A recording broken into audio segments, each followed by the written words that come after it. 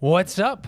What's up, everybody? Welcome into the award-winning Orange Zone podcast. We got the full crew again. Tommy Sladek, Ashley Wenskoski, Samantha Croston, and Rachel Culver is on the producer mic. A reminder, you can find every episode on Spotify, Apple Podcasts, wherever you want to listen. We are also on the Orange Zone YouTube page, so make sure you subscribe, like, interact, comment, and we'll be working to get back to everyone because we do love feedback. So on today's episode, we have one Syracuse lacrosse team that their season is done. They will be watching from the couch this weekend. The other will be playing in it. We'll get into both the men's season ending, the women's season continuing, and finishing with a new sport that we have not talked about yet, and that is Syracuse women's rowing, bringing home the ACC crown. Love that. So that'll be our finisher. Let's start off right off the bat with the men's team that is done. So they fell to Denver 10-8 over the weekend. The number 2 scoring defense in the country. They very much lived up to the hype. And this is one where they went toe-to-toe with them. They were down, I think, 5 at one point, came back within 2, had an opportunity in the final minute. There was a chance to make this happen, but Denver was just a stronger team in my mind. What stuck out to you guys? Yeah, I mean, I watched the whole game. I feel like Syracuse just obviously, they came out of the gate okay. There was like a tie game until I think first quarter, end of the second, went into halftime, down 4-3, right? It's right there for them. But just that second half, they did not have the juice. I mean, this sticks out to me right here. It was the third quarter before the starting Syracuse attack even attempted a shot. That's a crazy stat. Insane. I mean, the fact that even Joe Spallina was held scoreless. I think all three of us knew when we were discussing this last week that it was sort of, it had that defensive battle feel. Yeah. And that's not what you normally see for Syracuse. Obviously, I saw Anish Shroff rocking out on the broadcast, and he was saying that this was the first time the entire year that the Syracuse offense had been held to single digits. That's kind of like a weird matchup for them to be going up against the number 2 scoring defense in the country, because Syracuse's brand is high-powered offense, creativity, and you saw none of that. I don't necessarily think that the Syracuse defense played badly. I think the Syracuse offense did not play good enough. And honestly, if it was, that Denver defense against Syracuse's offense, I just think Denver outplayed them. It's as simple as that, I don't know that they were necessarily the more talented team. I think if they played 10 times, Syracuse definitely could have won a few of them. But I just think in this particular game, they wore them down. I mean, even Denver's goalie was just this huge kid taking up a ton of space in the net, and it was really difficult to put the ball past him. Anytime there was momentum, to me, it felt like it was stifled. I felt like Denver kind of had their hands on Syracuse's throat the entire game. And Michael Leo ended up leading the charge with a hat trick, but it was that starting attack. It was Owen Hiltz, it was Spallina, and Christian Mule combined for 1 goal. Yeah. And that, to me, that's when a group is shut down like that, I look over to the other team and say they did their job. And right in the mix, we made a mention of him, but he was a huge part of that, was a short stick defensive mid. Dan Anderson, CBA, had 3 of the team's 10 caused turnovers. And when I was watching on TV, which was, I don't know about you guys, and I was at my parents' place for it, it was hard to see the ball. Yeah. Like, I don't know if it was the angle or the camera, but I was just having a tough time with it. But I was able to obviously identify him. I'm like, okay, there's 2-7, and I'm watching him. And they were feisty. They were menaces, and they just created issues. They shut him down. Yeah, like, side note, but let's just say it, that broadcast, the actual quality of it was really not actually very good. I sort of wish that they would have stepped more up to the plate with that. It was odd. It was a little bit strange, like just sort of not what you would have expected. The call was good. The call was fantastic. I love those guys and what they're doing, and I felt like there was great insight. But yeah, I mean, it was one of those things where it almost just felt odd, like just not what you would normally see from Syracuse, and I think that's why a lot of people felt disappointed. But I also think it goes back to that idea of, like, Syracuse just has not faced a team like this. Most games, not that Syracuse really has been down a whole lot this year, but a lot of times in men's lacrosse, even lacrosse in general, you could be down, 3, 4, 5 goals, and it's still a game. It's still like anything could happen here. But I felt like they just had to fight tooth and nail just to get a shot off, nevertheless a goal, that when they fell down by a few, in my head I thought, this is probably going to be too hard to come back from. Yeah, there were also a couple calls. I know there was a shot clock, like Denver guy got it out like right as the shot clock was expiring.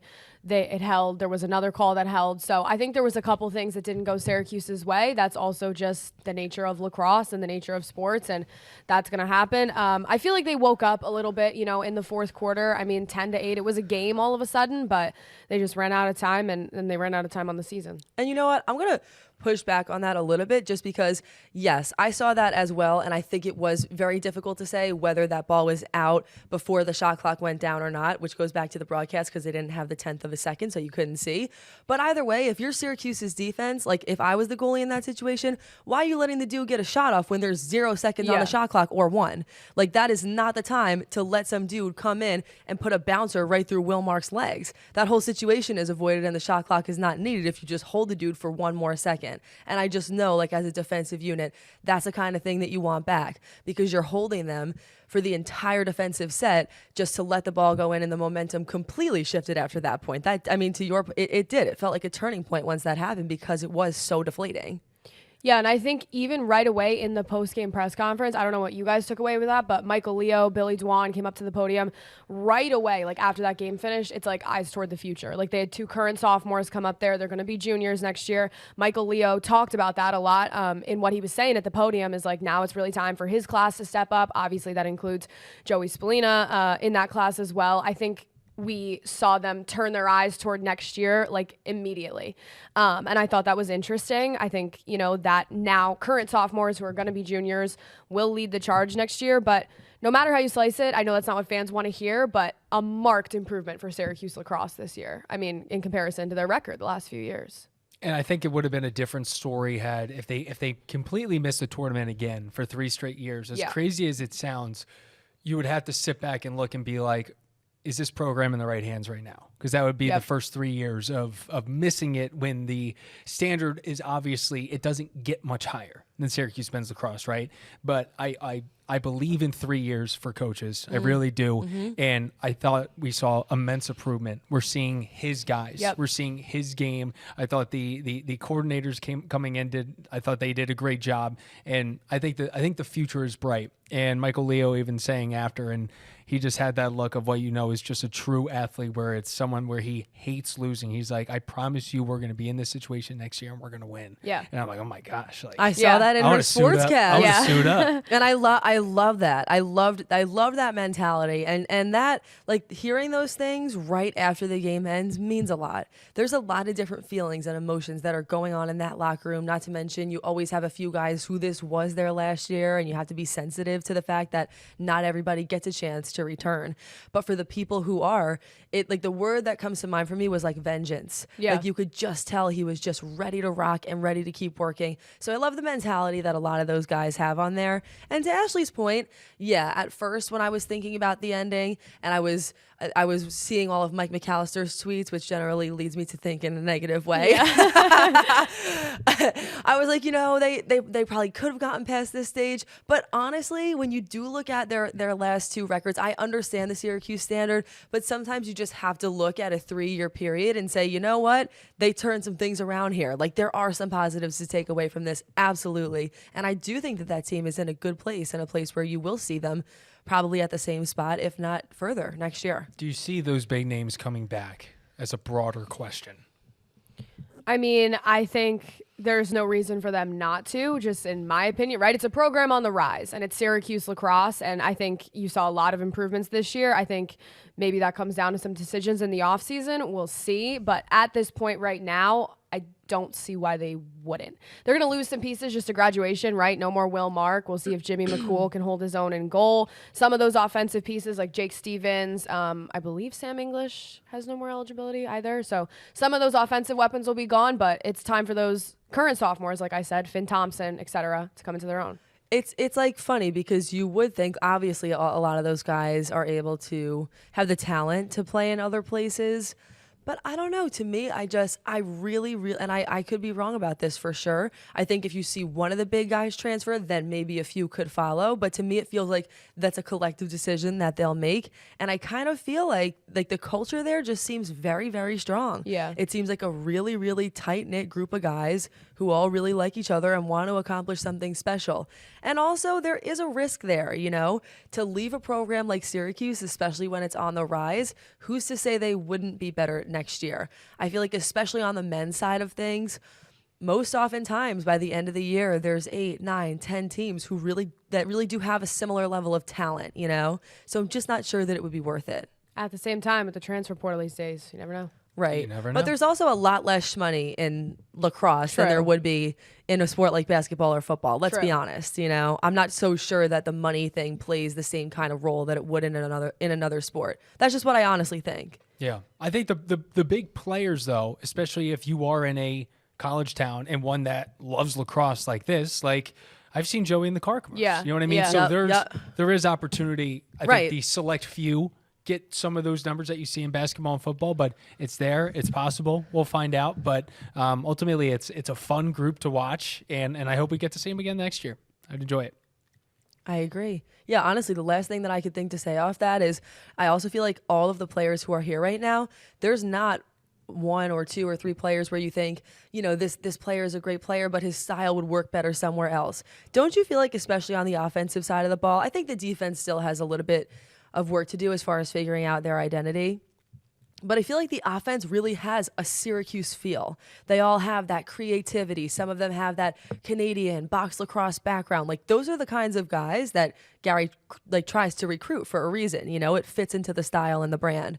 So I guess that's another reason why I'd be surprised. I feel like they're all just bleeding orange out there on that field. The one thing that I guess on my end would concern me about the whole transferring, if anybody were to leave, is you look at the Syracuse lacrosse team this year and the amount of threats that there are. That's not a very that's not a very well-known style of lacrosse, especially at the college level. I feel like you usually kind of have your go-to guys on a lot of teams. So I feel like if anything should be a concern is if one of those guys that was a threat and was one of the people scoring points across the board all season is if they wanted a role more traditional to what college lacrosse is, being that kind of go-to guy. Kind of like a Tucker Dordovic that we saw a few years ago. No, and that is definitely true. I feel like by the end of the year, you're hearing that on every single broadcast. Is like Syracuse's strength is that they have strength in numbers. They work the best as the unit. Is that a pro or a con? I guess in a way, if you have a star, for the most part, you can always count on a star. Whereas if Syracuse's unit is not operating the way it was not against Denver, now maybe you have a problem if you don't have that 1 or 2, confident guys you can count on to go to Cage. But I'm not convinced that they won't work it out. And honestly, a lot of the times I think that's a strength. I mean, look at Syracuse on the women's side. It's the exact same kind of identity. Yeah, there's definitely stars on that team, but they work the best and operate the best when they work well together. How many goals do you see where it's 1, 2, 3, 4, 5 passes? I mean, to me, that's still a strong suit. But we'll just have to see. That's a decision they'll all have to make individually and together. Yeah, I think it's a strength-wise team-wise, I think it's a strength to have so many options. Personally-wise with these guys, individually, yeah, maybe if you're Joey Spallina, you wish you got more touches in that last game, but Joey Spallina held scoreless. So then Syracuse, Syracuse is lucky to be able to rely on other guys, I guess, in that instance. But I don't know. We'll see. Want to talk about the team that keeps winning? Yeah. Yes, Let's please. talk about it. Let's ride. Championship weekend, 4th straight year. I for whatever reason had a blank space where I was like, oh, I thought they went down a little bit earlier. Kayla Trainer's first 3 years. Yeah. They're in championship I feel weekend. like it's been sicko mode It's- until this part. It's the standard. Yeah, It's this the where it standard gets until dicey. this part. This But- where it gets dicey. So if you can't tell just from Sam's tone, and we saw this coming, I'm pretty sure we could pull the clip and do the black and white over it. Totally. Where it's one of you two saying, I know they're going to play Boston College, because that's reality. Syracuse women's LAX in the semis, 4th straight year that they've made it this far. They took down Yale 19-9 last Thursday at the Dome. Emma Tyrell, 7 goals. What else is new? Emma Ward, hat trick. Savannah Schweitzer, hat trick. Olivia Adamson, hat trick. Syracuse will face Boston College, a team Even that hearing has those two had their words, number. I'm like, It's so ominous. 6 straight games dating back to the 2021 National Championship game when current head coach Kayla Trainer was on the Boston College staff. That game was cursed. Yeah. That game was so freaking cursed. I said this weekend, I hope they had a nice couple hours before they found out that it was. I mean, I'm sure they expected Boston College to beat Michigan, but like I hope they had a nice couple hours celebrating before reality set in. I know. And listen, even that game was no joke. You know, I felt like Michigan put up a fight, but this was inevitable. Yeah, like you knew this was going to happen from the moment that the bracket came out. Yep. There was never a doubt. And I don't know, you guys. I've been thinking like all week about this because I knew that we were gonna be like, what's the prediction? And if you want me to be truthful, I don't know what it is, but there's something in my heart that actually is telling me that now is gonna be the time. Like this year is gonna be the year. I don't know if they're gonna win the Natty or not, but this feels like the time where they're gonna break through and they're gonna beat Boston College. This almost feels like the But national if I say championship. that, I'm just gonna look like a fool. I feel like they're either gonna win by 1 or lose by 7. Can I say that? Like, can that be my prediction? I think. I mean, I might make you pick one of them, but I think you should feel it in your gut because like I know I do too because I refuse to believe that the Emma Tyrells, the Delaney Schweitzers, the leaders on that team are going to allow this to happen again. I can't see it. I can't. But I've said that the last 2 games. You could tell Sam was just like really feeling anxious about that whole prediction thing, and she was like, "I gotta get this off my chest." Yeah, she was like, yeah, I she was know- like, we I know can't it's wait gonna be around to brought get up, to but, it. I need to address this right now. I gotta get something off my chest. no, because you know how that is. You know, like you've seen that before when it's like the Mets will be up 4-1 in the 9th inning. Yeah. So you bet on the Braves because you either want your money or your pride. Like you just want to make sure at that point you just want your pride. You're like, you know what? Forget it. Like I need to almost hedge my bets. I feel like because if I say, "Oh, I'm betting on Syracuse," and then I say what the score is, and they don't win, I'm going to be like, "Well, I know Mike McAllister's going to be like, I told you, I know. I told you so." But we'll sit. Listen, obviously, I think they have the talent. That really is what it comes down to. I know we joke about it a lot, but I do think they have the talent. They lost to them twice this year. It's the 3rd time they're seeing this team. Kayla Trainer did coach on this team. I understand that there are new people, but the person who is the same is Boston College's head coach. I mean, we all know this team's style, I feel like, by this point. Like, they've seen them so many times. It's not the familiarity is there. The talent is there. It's the mindset. It is truly the will to win against a team that has kicked you down 6 times in a row. You know, like they just have to go out there and actually put their best foot forward in every single possible facet. It's the only way. This is a very talented team. And by the way, so is Northwestern if they do beat Florida, which I don't know. Now I'm feeling like that's going to be kind of crazy too. Yeah, I don't know. The talent's there, obviously, but at the same time, I almost feel like, and we were discussing this in like the media scrum yesterday with Jesse and Maddie from 9, like it's almost like that ACC championship, right? They lose to them in overtime in the regular season by 1 goal. Like the motivation is so there in that ACC championship, and then they just fell flat. They can't get it done there. Now this is the 3rd time this season. I don't want to be negative, but I don't know. Like, how do you change and you can probably speak to this, but how do you change a game plan around a team this much when it's just like they have their number? I mean, I think a part of it against a team like BC, especially with the coaching staff that they do have, is I think they need to be willing to make in-game adjustments because I feel like that's what Boston College does. Yeah. I think that BC is the kind of team that goes in with a plan, but then they're switching things up on you. You might be seeing some things that you hadn't seen before. So I think that's a part of it is obviously coach trainer, and of course she's done phenomenal in her few years here, but she's a younger coach, you know, like she's not as seasoned of a coach. So I think that's a big part of it. But really, again, it's like we need to just see how the game is playing out. A big part of it is belief, because if you've noticed, like you said, a lot of these games either come down to 1-goal wins or losses, or they're not blowing them out, but it's significant. Mm-hmm. And I think the reason for that is for some reason, and Syracuse would not act this way with any other team, but for some reason with Boston College, once they get down by 3 or 4, even to the fans, it just feels like it feels over. It feels over. It feels like there's no coming back from it, even though I'm sure that they have the offense to do it. So I think that's a big part of it too, is just staying in the fight.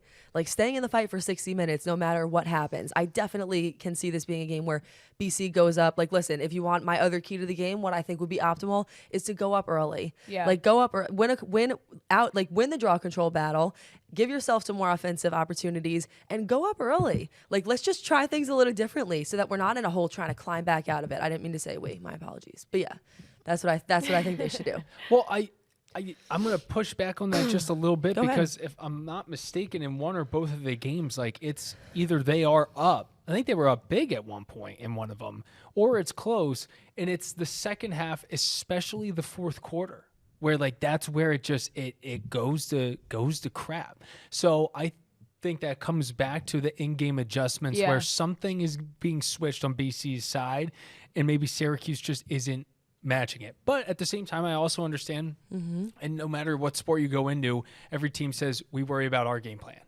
We worry about our plan, and as long as we're doing our thing, we're going to win. I know sometimes that means adjustments, but I just think it's something's got to change. They know it's got to change, and why not? Why not right now? Right.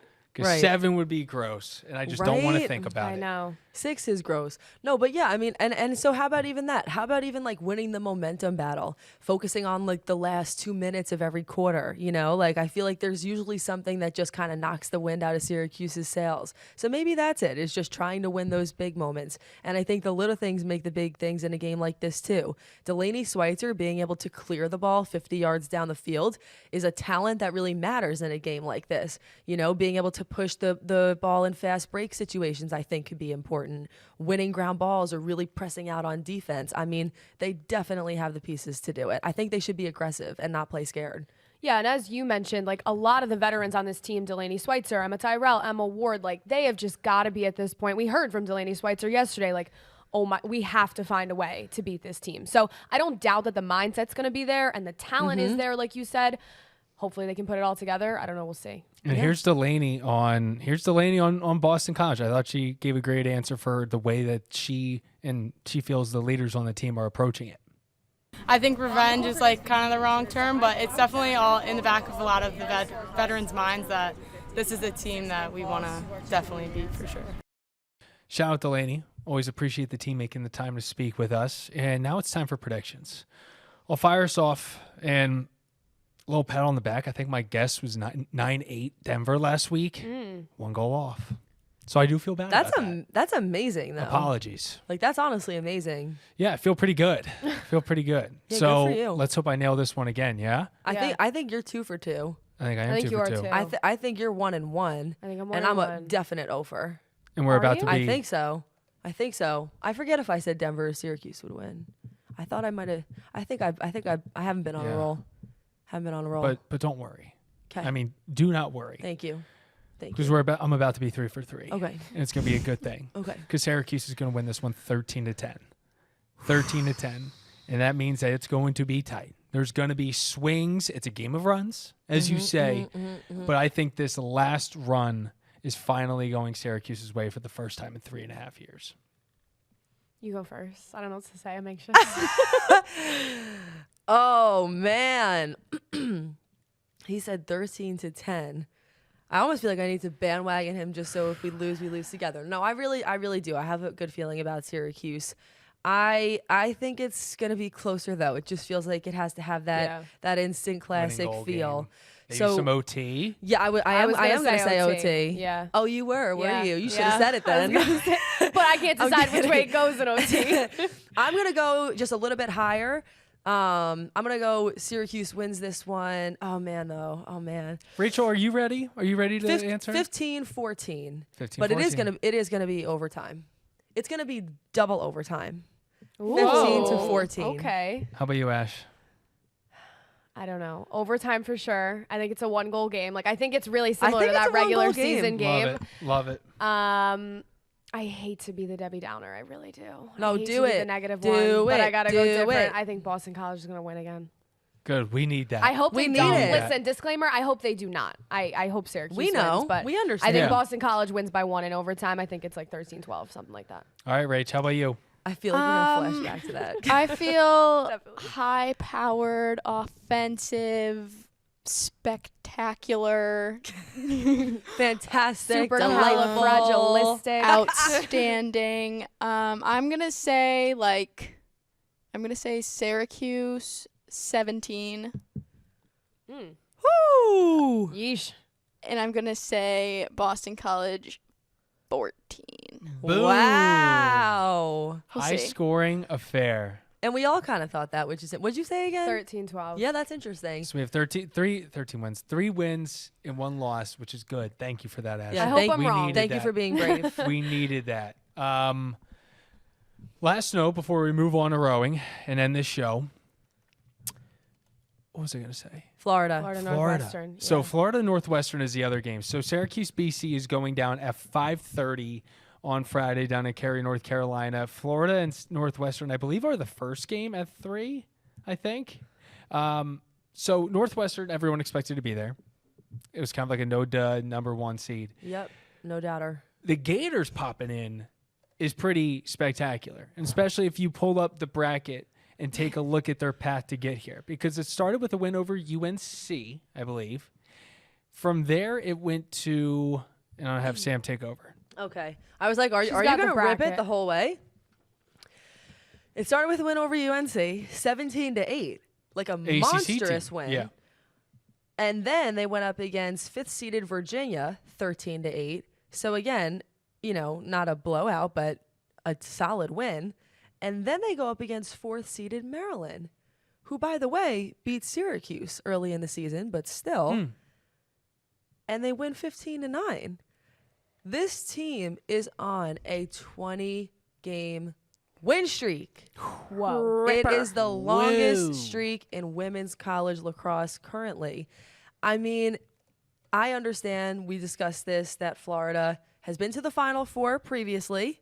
They lost to Syracuse in Syracuse. 2012. That was their only other time that they made it this far, and they lost to SU in double overtime. Stat of the day. I mean, crazy. But really, it's like what they have been able to do is phenomenal. And I think that, of course, they go into a game against a team like Northwestern, who you kind of had the feeling from the beginning of the year that's a team that will probably be in the national championship. You have to play them But perfect. all of a sudden, I'm just saying, I will be watching that game because I am extremely interested in that outcome. Who doesn't love a Cinderella? I mean, Yeah. come on, right? How cool would that be? Like, and I have nothing against Northwestern, Yeah. but I would love to see the Florida Gators in the national championship. I think that's just great for the sport. And when you're on a 20-game win streak, it just feels like anything could happen, man. I'll have my eyes locked in on that game. Well, you also probably feel a little bit better about Florida being in a national championship if Syracuse advances, right? Also true. I think so. I think so, to be honest. Oh, definitely. Yeah, Yeah. It, just, Yeah. it just feels like just feels like there's probably a higher shot of them winning against a team who they don't see as frequently and who probably, to be honest, isn't quite as good. But I don't know, you guys. We'll have to see about it. I think we're a team as if Syracuse goes down, we're chomping. Yeah. We're Gators Yeah, all the way. yeah. 100%. We're behind you, Florida. Yeah. There we go. You hear that? You got some friends up here in the north. Last shot. Or last I don't know what I was going for there. That's okay. Last shot, last Buzzer beater. It I like could be. that. I actually think that should be our segment. Oh, that's a great name for a Oh. segment. Oh, you're It's our welcome. last- That's kind of genius. It's our last shot. Good job, Reach. Or buzzer beater. Or buzzer beater. Our new He's- sport unlocked. No, buzzer beater. Definitely But buzzer. are we- that are we- alliteration? Are we trying The to get something in? dichotomy. Just kidding. Oh, so it is a buzzer beater because it's the last thing happening before the Yeah, clock thanks. strikes I- zero. Right. Right. Okay. All right, thank you. I coined the phrase myself. Trademark. I like that. See, Yeah. like I was like the Michael Scott. You got to explain this to me like I'm 10 now. No. So I first- appreciate that. I am That the- was nice. I am Good the, one. I'm the first person to ever say buzzer beater ever. Thank you, Rachel, for changing the course of history. Okay, here's our buzzer beater for this week.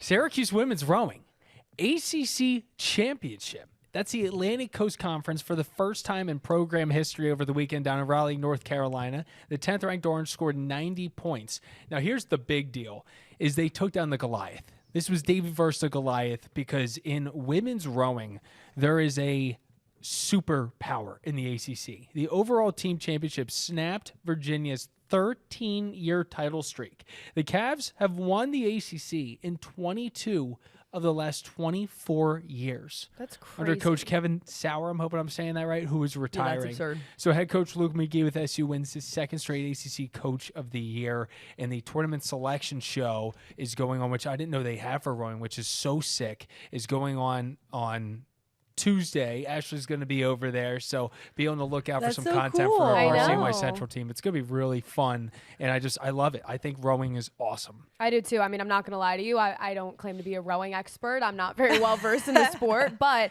I'm so excited to get over there today. It's like a new sport unlocked and a new sport that could, bring some attention to Syracuse. I think it's so cool. It is interesting because I do feel like we always talk about like Syracuse, a lacrosse school or this school. Like Yeah. sometimes I feel like lately Syracuse is an everything school. I know. When you look at soccer and just all of these programs, it's like it really is. I just think as broadcasters, such a cool place to be and such a cool college to cover. Not to mention, of course, Yeah. all of the fans and all of the engagement. But yeah, that's amazing. That's amazing that they did that. Now I'm excited to see what happens in the selection show. Yeah, my dad did crew at Temple. Did he? So it's a little bit in the blood. And I looked into it, and they were just like, "Yeah, man, come on out, like, be a part of this." I'm like, "Where are we No. meeting?" And they're like, "Oh, we'll meet here at 4:00." I'm like, "In the morning?" They're like, "In the morning." I'm like, Oh my God. "I'll see. I'm gonna go do sports broadcasting." Peace. Wait, really? Yes. I didn't know you were Yeah. going to try that. I was gonna try, and then I heard what time you get up, and I was just like, I can't. That's just not me. Oh my God. That's crazy. That is crazy. For me, it was kind of the opposite. Like you said, it was sports that kind of turned you to broadcasting. One time in college, I attempted to do a radio show, and I got fired for cursing. And I was like, maybe this career path's not for me.